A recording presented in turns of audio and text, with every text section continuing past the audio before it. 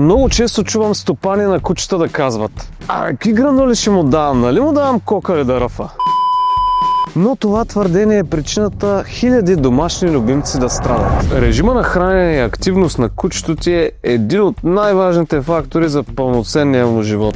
Кучетата са животни на навика и предвидимостта им дава чувство за сигурност. Като има изградени навици и рутина, ще се предотвратят купища проблеми. Ще имаш контрол над теглото и кръвната му захар, намалява се тревожността, дисциплината и цялостното му качество на живот се повишават. Идеалният режим трябва да включва разходки, съобразени с възрастта и породата, време за почивка, умствена стимулация, която може да е под формата на 10-минутна сесия за обучение или игра и най-вече правилното хранене. Много е важен избора на храна, количеството и дозировката. Аз пазарувам от Pet Vitamin House, защото качеството на храната е доказано, съставките са чисти и разбира се, Тори ги харесва.